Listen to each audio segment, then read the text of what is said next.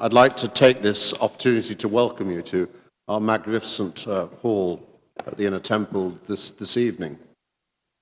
Many of you will have walked past the Temple Church on your way here this evening, and consecrated in 1185, it contains the effigies of William Marshall, the Earl of Pembroke, and his son. And it's said that William Marshall wrote the Magna Carta in the Temple Church. And to me, that's a very potent symbol of the long association that the inns have had with the rule of law. This evening, we celebrate Gandhi's birthday and the 70th anniversary of India's independence.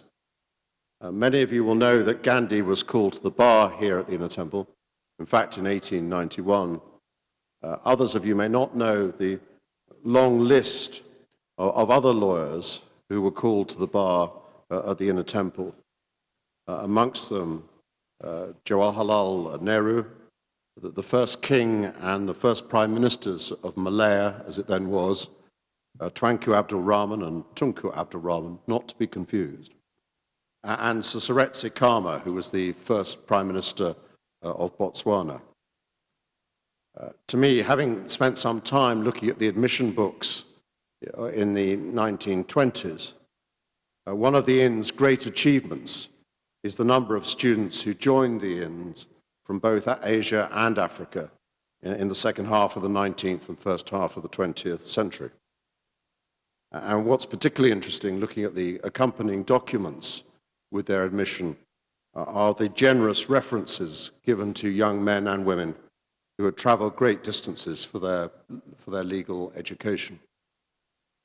I've recently returned from the Inner Temple's trip to the Far East, where the importance of our continued relationship with Commonwealth countries was repeatedly made to me by both judges and lawyers in the 4 countries I visited.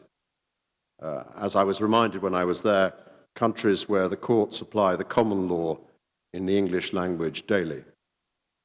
It's therefore with pleasure that I welcome a number of leaders of overseas bar associations and law societies here this evening. At the Inner Temple, we continue to promote the rule of law both nationally and internationally through our increasing role in the education and training both for students and barristers, as well as providing barristers with professional accommodation in our historic estate. Tonight's lecture, Barrister Gandhi Takes the Stand by Dr. Faisal Devji, has been coordinated with the LSE South Asia Centre, and we're delighted to welcome guests of the Centre to the Inner Temple this evening. I would now like to ask Dr. Banerjee to introduce our speaker. Thank you very much.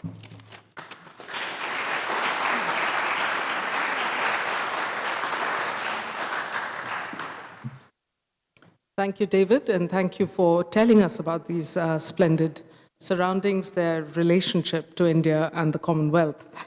On behalf of the LSE South Asia Centre team that's present here, I would like to also thank Dr. Charlotte DeMille from the Courtauld for introducing the South Asia Centre to our friends here in the Inner Temple, and to Mr. Patrick Madams and Ms. Jenny Collins for their invaluable help in putting this evening together.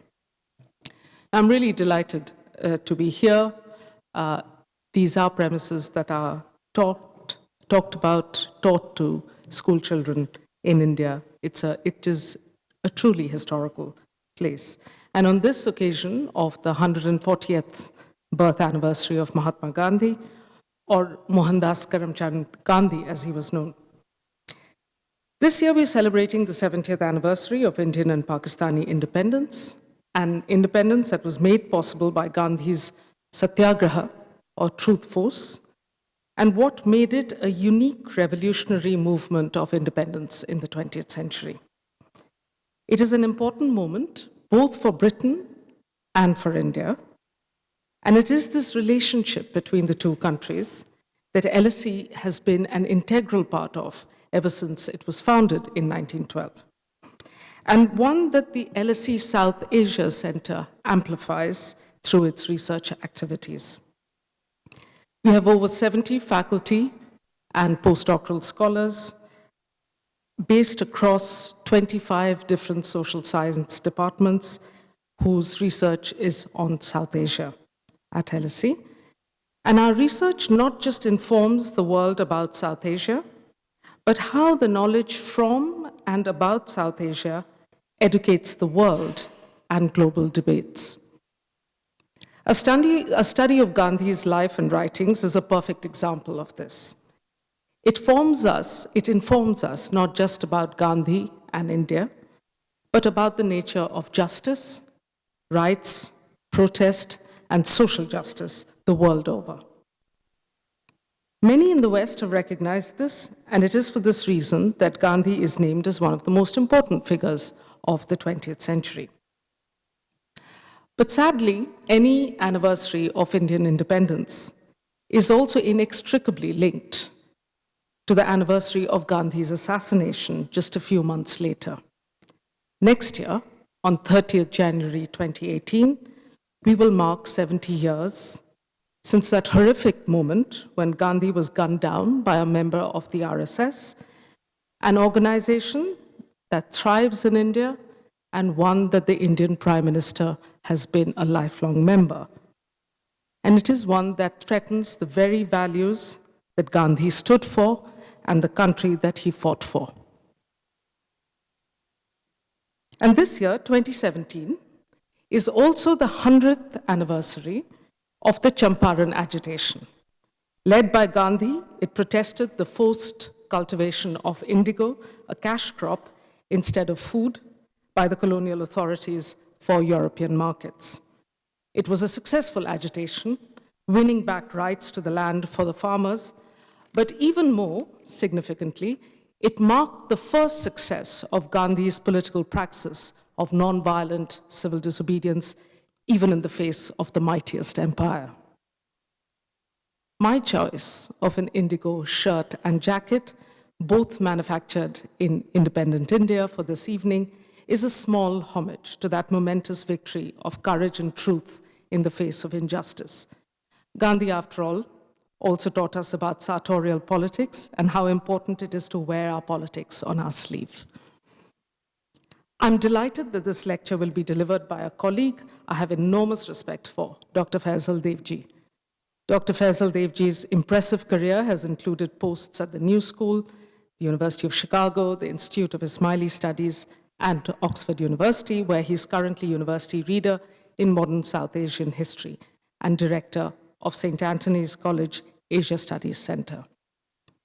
Dr. Devji's work has focused on political thought and democratic practice in South Asia, as well as modern Islam. He's written on a range of topics, including Gandhi, the Taliban, and Pakistan, and has also regularly contributed to publications including The Hindu and The Guardian. Dr. Devji's most recent book is Muslim Zion, Pakistan as a Political Idea, which explores the political motivations that informed the founding of Pakistan and its interactions with the world.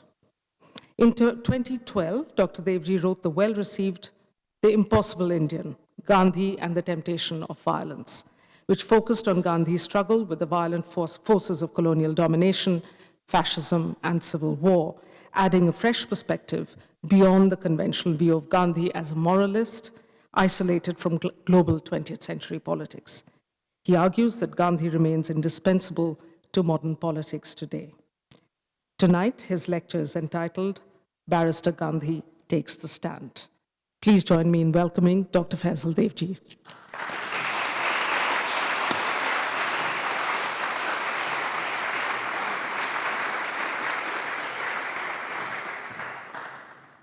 Thank you very much, David and Mukulika.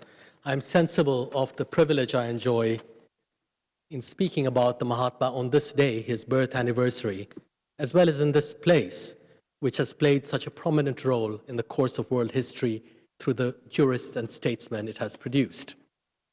But I'm also conscious of the irony of speaking about Gandhi in an institution which had once disbarred him.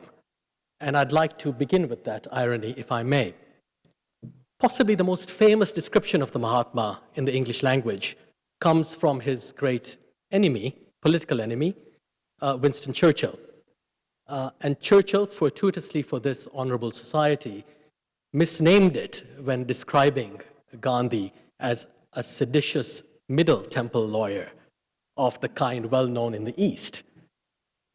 Posing, he added, as a fakir or fakir, as he might have pronounced it, thus laying stress on the imposture that Gandhi represented. For to Churchill, Gandhi was seditious precisely because he was a Middle Inner Temple lawyer. Only an insider could be seditious, not the half-naked fakir or fakir he would otherwise represent to the world. Now, oddly, hypocrisy, which is what Churchill is referring to, Gandhi posing as a fakir, remains to our day the chief criticism that is leveled against the Mahatma, which is very curious. Here is a man whose contemporaries were people like Hitler, Stalin, Mao, of course, Chamberlain, Churchill himself, Roosevelt, etc. None of whom are treated in such a delicate fashion by being consigned to the dark side of history by virtue of their hypocrisy. It is almost as if Gandhi's own moralism has come to inform the views of his enemies, who can only describe him in such ethical ways. Hypocrisy is a rather mild insult to launch at anyone, and I think it is one that signals the Mahatma's victory in some paradoxical fashion over his enemies. Now, one reason why Gandhi was seen as hypocritical and continues to be seen as a hypocrite by many in India and elsewhere is because it was so difficult to spot the gap between the inner temple lawyer on the one hand and the half-naked fakir of Eastern aspect on the other. Where one began and the other left off was always a puzzle for Churchill as for many others. And what I'd like to do today is describe the invisibility of that gap and talk about how Gandhi continued to invoke the legal categories and terms that he had learned at this august institution, but only so as to put them in a quite different context, where they made either no sense at all or created a new sense of their own. Now, this is clear enough in the way in which Gandhi was so heavily focused on words, on wording of the kind that lawyers put into contracts. He was focused on wording not only in order to narrow the scope of action, but also, of course, to widen it, to allow for more possibilities in future. And this is what lawyers, of course, do. But what Gandhi also did was to take this lawyerly characteristic of crafting sentences that both constrained and widened action and moved them to a realm in which the law did not operate. So, as is well known, it should be familiar to all those who have seen David Attenborough's magnificent film, Gandhi. Gandhi tended to interact with his friends and enemies in this fashion by holding them to their word, by asking them to remain true to themselves, but without presuming a kind of structure of the law which they must obey in doing so. His was almost an anarchistic way of approaching this kind of legalistic language. In other words, he might deal with a friend, a rival, an enemy, or any kind of interlocutor by saying, look, we might not agree on any preconditions, we might not have any presuppositions about any shared sense. Nevertheless, we can interact with each other precisely by asking each other to remain true to him or herself.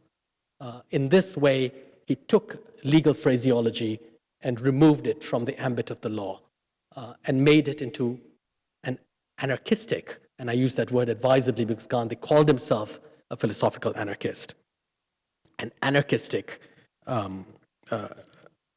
mode of both thinking and practice. Now, one example of this is evident in his first book, Hind Swaraj, Indian Home Rule, from 1909, which describes a dialogue between an editor and a reader. The editor being Gandhi and the reader, an Indian revolutionary who would seek to overthrow British rule in India by violence. And in this conversation, Gandhi says to this figure, look, if you only want to remove British rule in order to put brown faces in the place of white faces, then what really is the point of it? We might as well have the British rule us because they really know how to do it. What we need to do is to transform the idea of governance and rule itself. We don't simply want to be what the British are. We want to transform democracy, not only for ourselves, but for the British themselves. And in making this point, he was trying to get the revolutionary to be true to himself, to be true to his words about independence. For if independence was simply having what the British had at home in India, then it was not worth the fight, in Gandhi's views. You can see it's a kind of Socratic dialogue Gandhi is conducting, in which holding people true to themselves, true to their word, has been removed from the structure of the law. There is also another legalistic form which Gandhi delights in employing, that of the dramatic courtroom dialogue and confession to persuade juries and judges of his case. And indeed, all of Gandhi's struggles are spectacles of this kind. They don't always occur in courtrooms, though sometimes they also do that. His famous trial for sedition, in which he asked the judge to punish him to the greatest extent possible.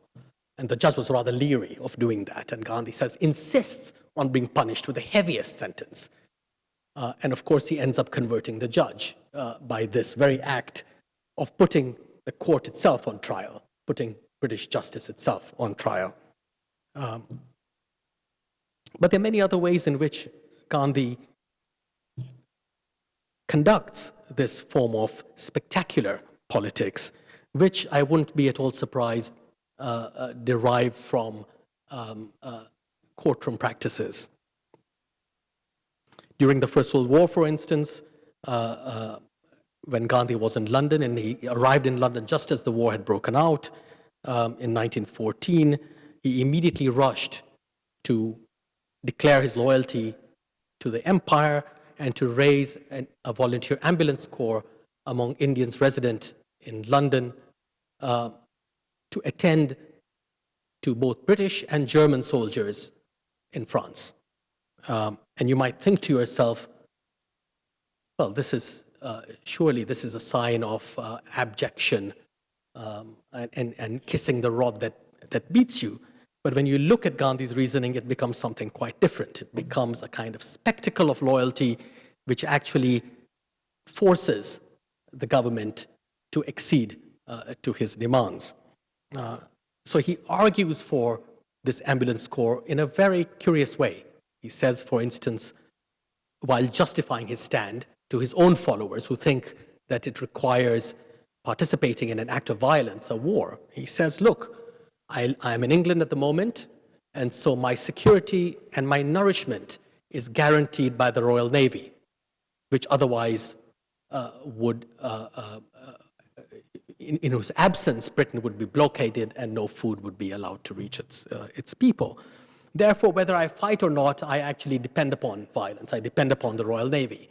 So I can either go to Scotland and live on grass, which I have not the courage to do, or I can somehow cancel out what today you might call the bad karma of this involuntary participation in the war by actually participating in it, by raising an ambulance corps, going to France, putting myself at risk in so doing, and therefore negating the bad, evil implications of my inadvertent participation in the war. So you see this strange reasoning, which on the one hand appears to the British to be an act of loyalty. He's willing to go there and serve in the war, becomes for Gandhi also quite the opposite. It becomes a practice of freedom, because he is not interested in who is right and who is wrong in the war. He doesn't care whether the British win or the Germans win. He's interested in something quite other, something quite different. The closer he moves towards the British in declaring his loyalty, the more distant he is from any received interpretation of it, precisely because his reasoning on this front is about something entirely new, entirely novel. And it's in these ways that the appearance or the spectacle of trial, of test, of experiment turns into the kind of courtroom drama writ large that engineers or is meant to engineer a transformation, though outside the courtroom itself. Now, what I want to do today is show how Gandhi deals with 4 important legal categories that he thinks promote violence: interest, mediation, contract, and rights. And I will argue that he takes each of these categories and transforms them in much the way that I've been describing he does for legal wording or phraseology on the one hand, and the courtroom drama on the other. Now, interest is, of course, the basic legal and indeed political category, but it is not something natural, as I'm sure you're all aware of.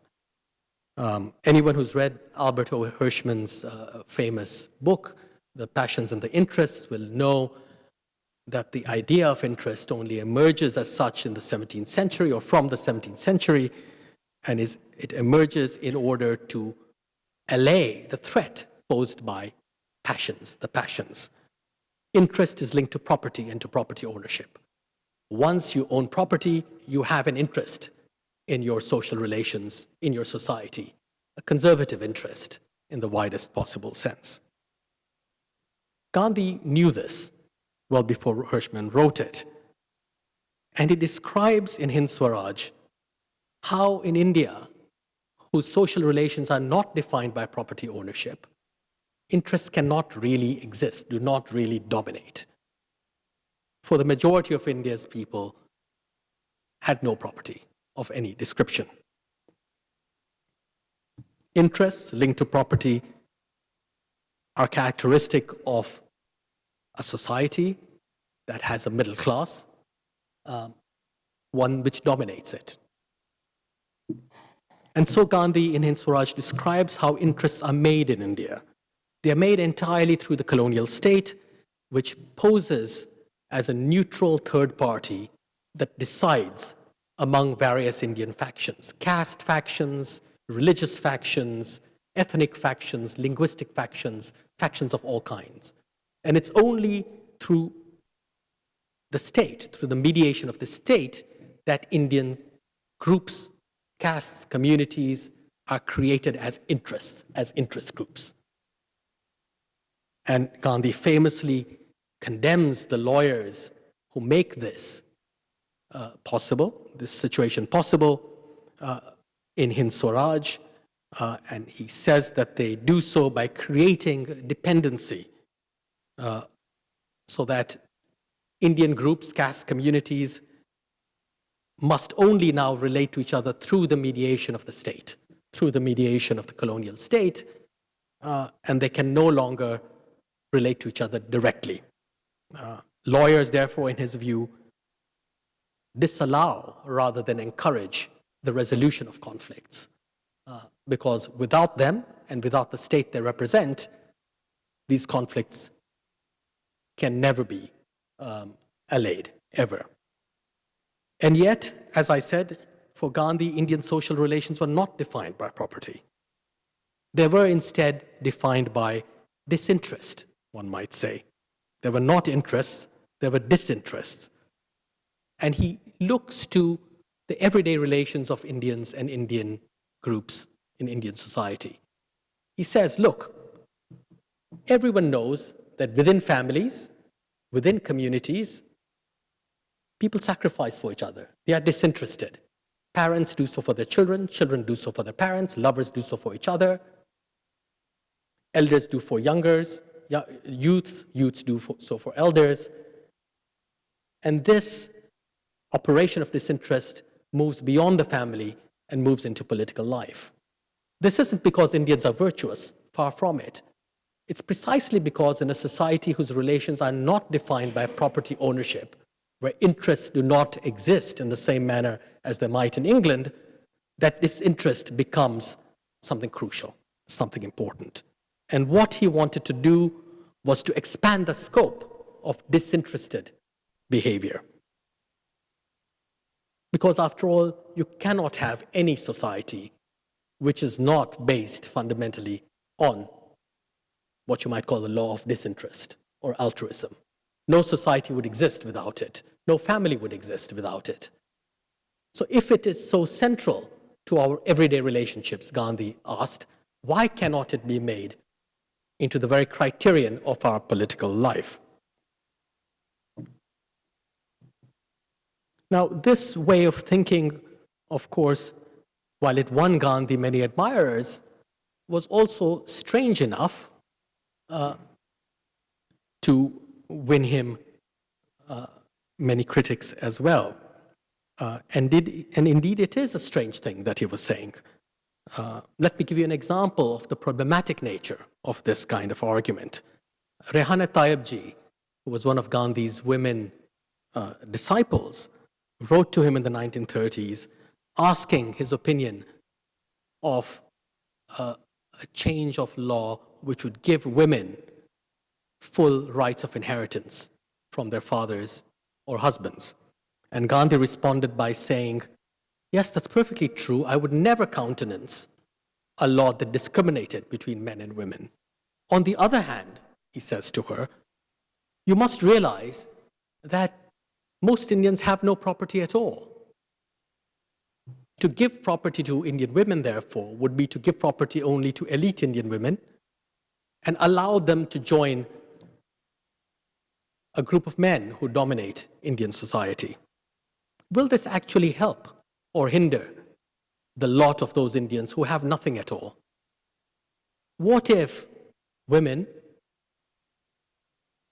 were to actually hold on to the disinterested position that their lack of interests and their lack of property enjoins upon them, and to prevent the absolute dominance and hegemony of property ownership, which was impossible in India, and therefore of the category of interest itself. Now, this is a highly problematic argument to make, obviously, since it is asking the weakest segment of Indian society, the most disadvantaged, to sacrifice for the rest. But this was Gandhi.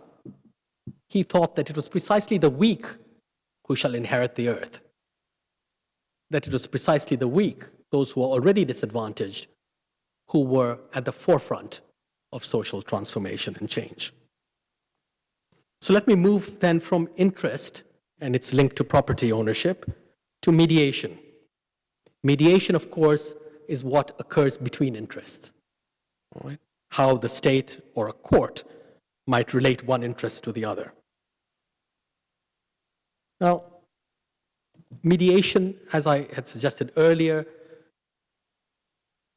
disallows direct interactions, direct relations between the parties concerned.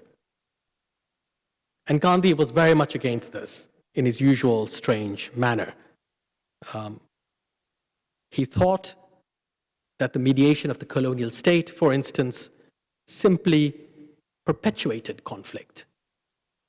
And he gave an example in Swaraj of riots between Hindus and Muslims.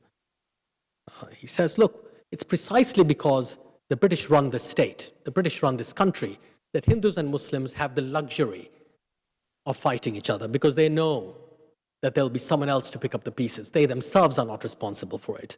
They also know that the state will come in and mediate between them. were they to actually face each other directly, whether violently or non-violently, there would be far more possibility of a true resolution of their disagreements. This argument is taken so far that in 1948, a year after independence, when India and Pakistan went to war for the first time, Gandhi was against Pandit Nehru's attempt to take this conflict to the United Nations. He thought that if a non-violent resolution were not possible, then one might as well have a war. That a war had more likelihood of creating the possibility of non-violence in future than the mediation of the UN. Now, this is, of course, a shocking thing, perhaps for some of you to hear. But his reasoning is, as always, idiosyncratic but highly interesting. He argues that once you let in an international institution like the United Nations, it takes the place of the colonial state as a neutral third party that renders, in this case, India and Pakistan into separate interest groups who are unable to deal directly with each other. And what the United Nations is built to do, he argues, in its early days, in the early days of the UN, is never to resolve conflict, but merely to tamp down its violence and to perpetuate it. And indeed, if you were to look at Indo-Pakistani relations since that day, I think one is forced to give some small credence to Gandhi's argument. Because I know of no situation in which such intervention has managed to resolve any conflict. It simply manages conflict. And this is true in our own day as much as it was in Gandhi's. So shocking though it might be, Gandhi's position, as always, is a principled one and allows us to think differently about, in this case, mediation. His desire for a direct encounter, in other words, leads Gandhi to back anarchy and even civil war over mediation. Because he thinks, as I said earlier, that sometimes a war opens up a space for nonviolence. And in doing so, makes possible the incalculable. Because mediation is always about calculability. It's always about a calculus where you predict what's going to happen in the future. And Gandhi says these predictions rarely ever succeed. And even when they do succeed, they have inadvertent consequences, blowback as that is known today.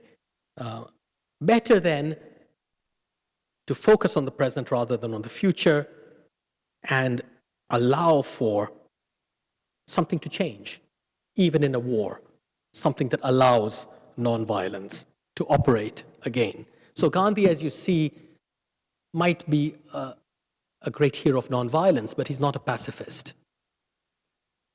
He leaves pacifism behind after his encounter with the Quakers during his student days here in London. So let me move then to contract.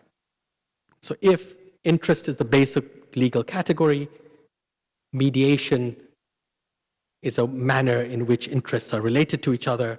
Contract, of course, describes the agreement between interests. And here too, Gandhi is what he often called himself, a faddist and a crank. He says, look, I'm not so keen on contract because contract is only ever a temporary bargain. When the conditions of a contract disappear, the agreement disappears as well. No nation, he says, can be founded on contract, despite the great social contract theorists, Locke, Hume, Hobbes, etc., Rousseau. He describes it as adulterated cement which does not bind. Now, what do you have if you don't have contract then? And let me give you an example of how Gandhi thinks about relations between people which are not based on interest, mediation, and contract. One such example is provided by something called the Halawet Movement, which is a great pan-Islamist upsurge at the end of the First World War, when the Ottoman Empire is being broken up, and Indian Muslims agitate for the protection and preservation of at least one part of that empire. Gandhi throws in his lot with them, not because he agrees with them, and not indeed because he's bargaining with them, as historians often tell us, in order to obtain their, i.e. Muslim support for Indian independence. No. What he sees happening with pan-Islamism is the operation, however mistaken it might otherwise be, of an ideal. He says, look, the fact that Indian Muslims, who have nothing to do with the Ottoman Empire, are spending their money and time and effort in fighting for its preservation surely suggests to us that they are driven by an ideal. They are not driven by an interest, a sordid interest. What we Hindus therefore need to do is to join them, because that will allow us to idealize our own intentions and efforts, not because we believe in the caliphate. It's clear that Hindus do not believe in it. You can join Muslims and participate with them in their struggle without agreeing on something common. That is crucial. And you do so without striking a bargain. So there were people in Gandhi's entourage who said, look, the Muslims require our support, so why don't we get something from them in return? Why don't we get them to agree to abandon the slaughter of cattle, which is offensive to many Hindus? And Gandhi says, on no condition. I shan't do this because this is not a deal. This is not a business contract. This is not a bargain. We can only invite their friendship, and they can only invite ours by acts of voluntary sacrifice. If we support them, they might agree to cease cow slaughter, as indeed they did. But it can never be a bargain. It can never be a deal. So here is a quite good example, good because this was the largest pan-Islamist agitation ever in history. And it had a Hindu, Gandhi, at its head. Extraordinary situation, impossible today. And yet it didn't rely upon, as I keep saying, a deal or a bargain. It was neighborliness. It was the duty of neighbors to support each other, even if they didn't agree with each other. That, in Gandhi's view, made such a mobilization and such support possible. So let me move on finally then to rights. Rights tend to emerge from contract. And as you might expect after hearing me speak, Gandhi is also not very keen on them. In, I think, 1946, when the Universal Declaration of Human Rights was being drafted, Julian Huxley, who then was director of UNESCO, wrote to many eminent personalities around the world. Einstein was one of them, Gandhi was another, asking their opinion about human rights. And Gandhi wrote back and said he didn't much agree with them. He thought duties were more important than rights. His reasons are very interesting. He says, look, you call these rights inalienable, but of course they're not. They're the most alienable of things. Rights are given by states and can be removed or taken away by states. There's nothing inalienable about them. Duties, however, duties belong to individuals. No one can take away your duty. Your duty is truly inalienable. It always is within your possession. And therefore, duties are what make individuals sovereign. You cannot be robbed of them.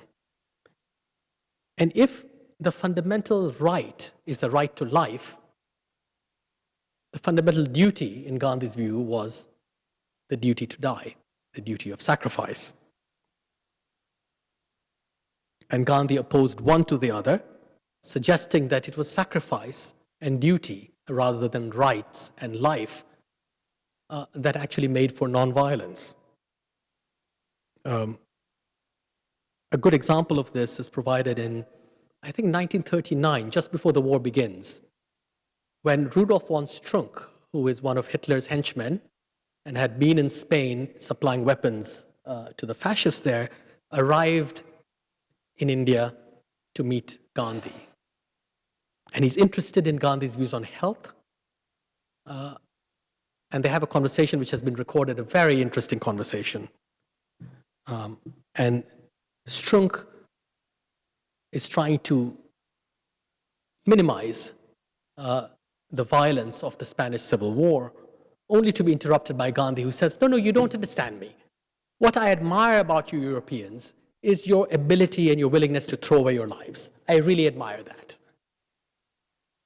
What I don't understand is why you would match this with the desire to prolong life. Surely there's a paradox. Surely there's a contradiction.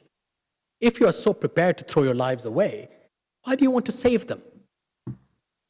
It is the desire to protect and save your lives that is violent, he argues. That is where violence comes from.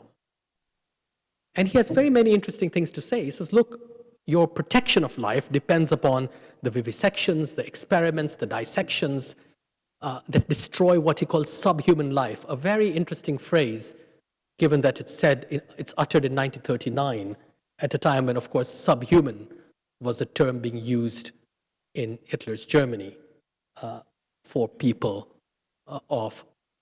seen as not belonging to the Aryan race. So it is there, in the right to life, in the desire to protect it, that violence lies.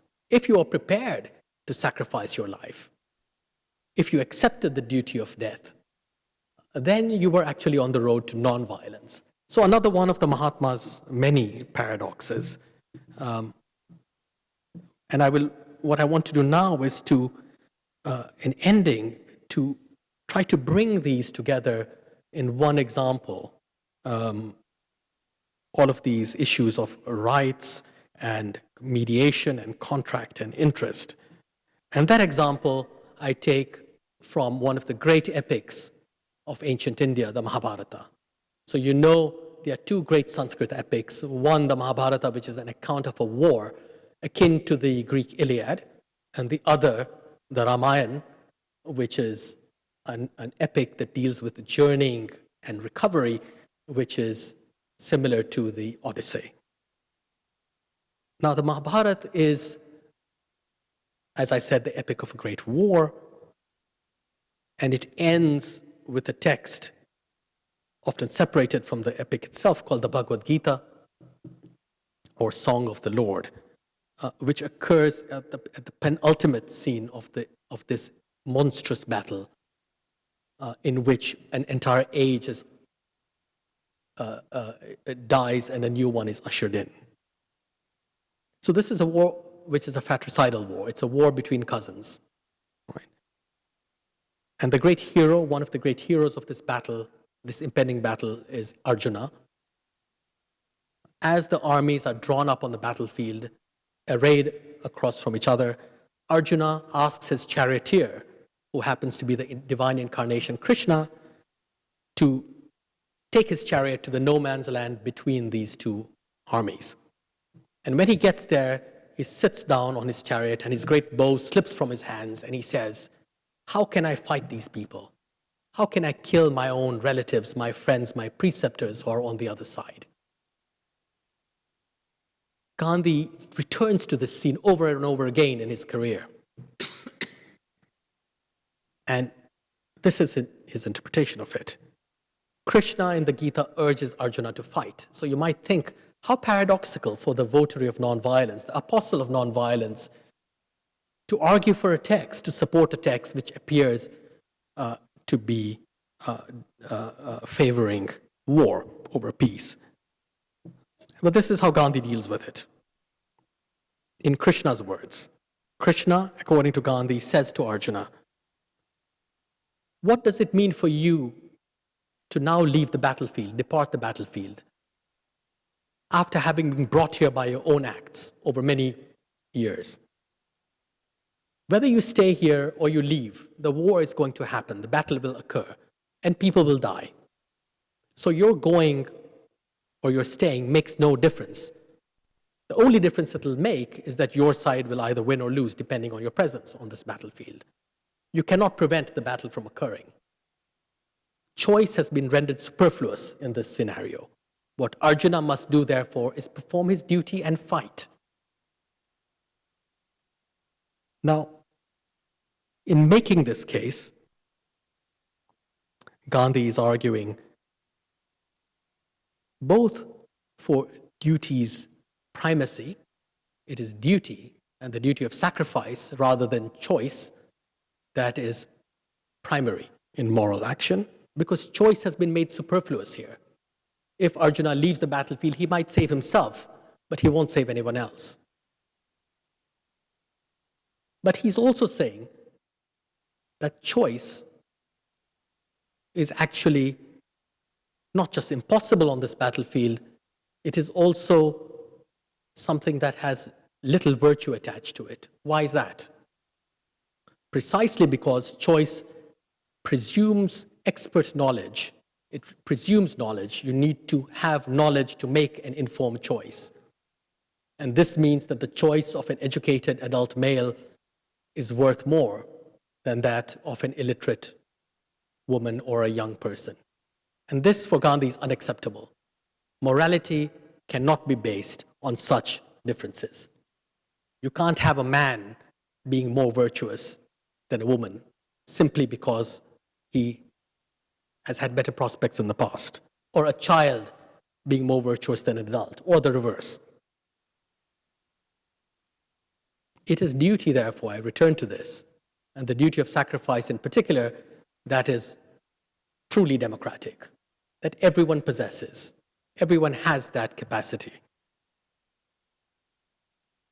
And therefore, Arjuna is advised to act on duty, not on choice, to kill rather than to flee the battlefield, and in killing, to create the possibility of nonviolence in future. He also argues, and I will end with this, that the relationship between good and evil, as exemplified in these two armies facing each other on that battlefield, is one of virtue, in which virtue predominates. Evil, in Gandhi's view, is itself based upon virtue. How is that? Because even the evil army of the Prince Duryodhana that faces Arjuna on the battlefield can only hold together by indubitable virtues such as courage, bravery, friendship, loyalty. All of these things, Gandhi says, are virtues, whether they're exercised by evil men or not.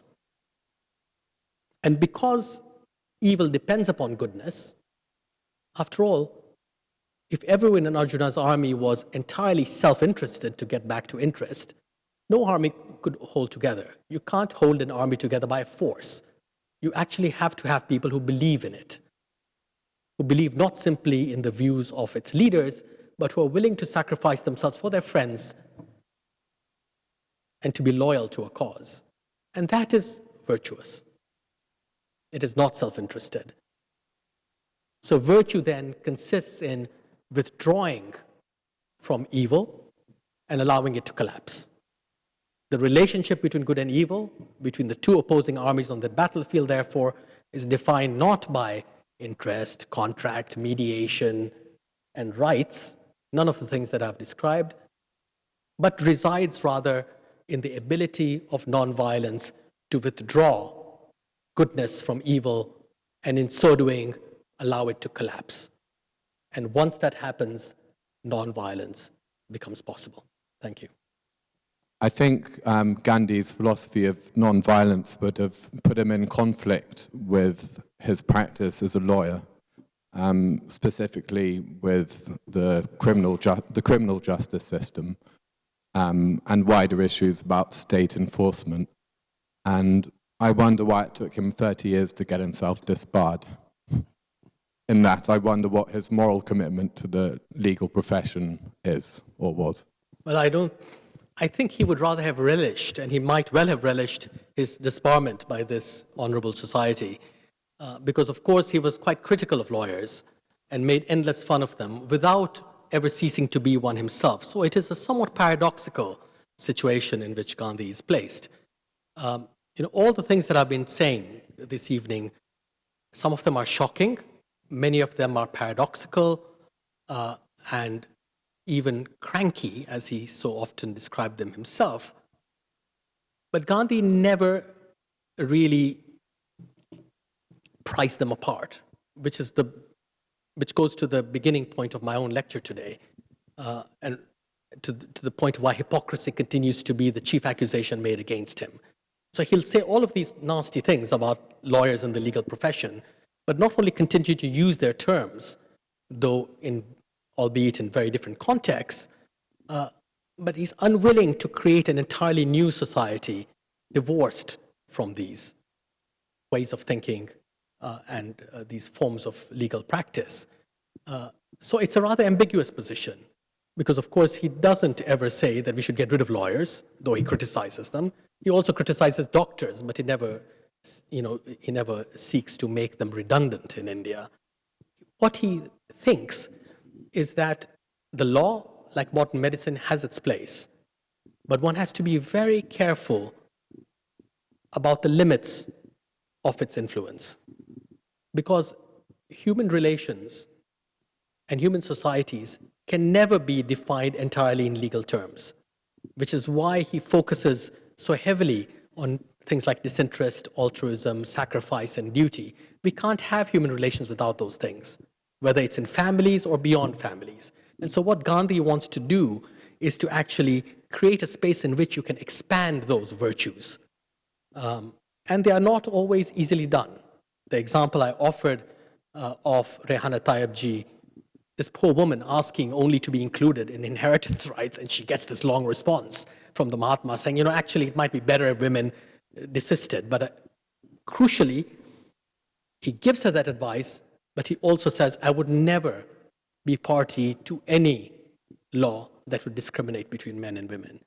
So the way to interpret this back and forth, this ambiguity, I think is precisely what I have just suggested, that he wants to not police the line between what is lawful and what is not lawful, but rather to go back to an earlier point, to keep the law true to itself, that it must not expand infinitely so that all our human and social relations become legal relations.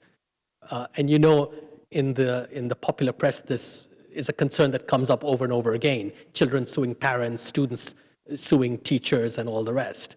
So you can see that it has a kind of continuity even in our own time. And that, I think, is what Gandhi was up to in his criticism of the law. I was really interested in what you've said about Universal Declaration of Human Rights and Gandhi's, as you were, resistance to a rights-based focus. Of course, the Universal Declaration does have a reference to duties. So Article 29.1, I'll read it, says that everyone has duties to the communities in which alone the free and full development of his personality is possible. Was that a direct influence of Gandhi? And if so, how does one explain the fact that that similar stipulation does not appear in later instruments such as the Covenant on Civil and Political Rights? That's very interesting. Yes, of course, I'm aware of the place of duty in the Universal Declaration, though of course it has often been a dead letter and is rarely brought up in discussions, academic or otherwise, of the convention. Whether or not it was due to the influence of Gandhi that duty was inserted into the document, I don't know. It would make an interesting project. But I do think that he was onto something. Now, the focus on duty is often seen as being a conservative one. And Gandhi himself was a conservative in many ways because he was against the wholesale dismantling of existing institutions. He thought this was just creating room for more violence. So he was not a revolutionary, though he described himself as an anarchist on occasion, as I suggested. So there is something conservative in his espousal of duties. On the other hand, he was very keen to point out, in a way that conservatives didn't, because they tended to make duties depend upon institutions, whereas for Gandhi, duties were individual. You weren't doing your duty simply in obeying a state or a church or anything. You had to actually arrive at a sense of your duty individually, by yourself, and understand what it might be. And duties were not generic, they were individual. So the term for duty, the Sanskrit term is dharma, which also can mean obligation or even religion. And dharma is something that differs from person to person. It depends on your situation. Men and women don't have the same one. Adults and children don't have the same one. Individuals within these groups don't have the same dharma. So what duty does is that it forces individuals to fully and seriously consider their own placement in society. Who am I? What can I do? How have I benefited or been at disadvantage by any particular situation? And what therefore must my duty be? So these are clear moral considerations, and Gandhi removes them from the kind of institutional world that so often embalms all ideas of duty. Now, in our own day, duty has come back again as I see it, in legal thought. And I'm only sorry to see that Gandhi's name isn't mentioned more frequently in these considerations on duty, because he, I think, tells us something quite new. His conservatism is of this kind. It doesn't want to destroy institutions that already exist, but it is all about remaking them from within and individualizing them. So he seems to have the capacity to be conservative, on the one hand, on the other hand, be a liberal in his individualism. And yet, perhaps neither of these two options are really correct, because the anarchist in him peeps out every so often, and he thinks he can base society or social relations upon individuality in this fashion, in an almost anarchistic fashion, without a kind of superstructure, without an overlayering of things that I agreed, things that are taken for granted, etc. So there's certainly a degree of ambiguity there. And again, it goes back to the first question. It's an ambiguity that perhaps illustrates why Gandhi was and is, to this day, seen as a hypocrite. Thanks for a fascinating talk. I was particularly intrigued by the notion that the binary of good and evil can deconstruct itself purely on the basis of the antinomies that inhere within. I wondered if we could extrapolate that to a contemporary scenario and new dualities, India's tug of war between spiritualism and materialism, tradition and modernity, and also in the context of the rise of religious fascism in contemporary India, which often gets compartmentalized and collapsed into new convenient binaries. Is it possible to then look at this through a Gandhian perspective that you mentioned, which has a more kind of pluralistic or broad vision rather than the regurgitation of such binaries? Yes, I wonder, because this, the conditions you describe were also present, though perhaps to a lesser extent, in Gandhi's own day. And so he did deal with some of them in quite interesting ways. Let me give you one example, one that roils India in our own time, that has to do with cow protection, which I already mentioned in my lecture. So Gandhi's view is very interesting. He's for the protection of cows, but his reasoning, as always, goes well beyond inherited tradition and devotion. So he says, look, the interesting thing about cow protection is that it forces us to move beyond the bounds of our own species. He even goes so far as to say humanitarianism is only true when it exits humanity itself. So it's a sacrificial notion. You're capable of sacrificing your time, effort, energy for a cow or any other animal. And as with the example I offered you earlier with the Halawet movement, what is important for Gandhi here is that cow protection does not imply that you share any kind of relationship with the cow. You can't speak to it. It cannot understand you. You cannot understand it. You have no common language. You're not protecting it because it's like you in some way. In the same manner as he had urged for the Khilafat, which he also called a cow. He said the Khilafat is a Muslim's cow, by the way. That, Hindus might not agree with the Caliph. They certainly don't place any importance on him. They might not, but they can still participate in this movement. So it's a very interesting way in which it takes a subject like cow protection, which has become and was even then a site of great conflict and violence, can you force Christians and Muslims to abandon cow slaughter, for instance? Gandhi, of course, said there should be no force used, but his advocacy of that practice philosophizes it in a way that goes well beyond the conflict itself. And that, I think, is one way of addressing it. As long as you remain tied in a legalistic fashion to the terms of debate deployed in the conflict, you are never going to be able to exit it. You are never going to be able to get rid of it. The thing to do is to resituate it in an entirely new context and give it another kind of meaning. So for cow protection, at least in part, what this meant for Gandhi was, look, this is important because it shows us that we cannot allow our moral relations to be defined by things like race, language, similitude, similarity, all of these things which we take pride in very often. We support our own kind.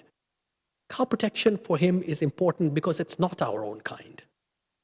Because our moral relations are not premised upon our own kind, whether our own kind is the whole of the human race, or it's our nationality, or our race, or our gender, or our caste, or our community, or whatever.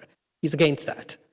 And so he gives cow protection a practice which provoked great emotion and violence then as now, an entirely different kind of meaning. Whether he succeeded in shifting it in another direction is another question altogether. But that is one way in which he addressed these, if you will, passions, which we often think of as primordial, but of course they are not. These are products of modernity themselves.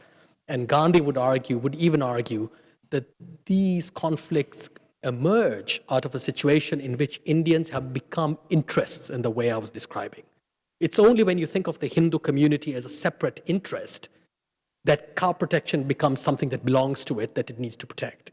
It's only because you think of the Muslim community as some singular thing which has its own interests that the caliphate becomes some property that it wishes to defend. But if they are not interests, if these are not interest groups, and they cannot be because they are far too large and diverse to become so, then you must think in other ways. And the cow protection issue is one small example of that. Thank you very much, Dr. Devji. Thank you.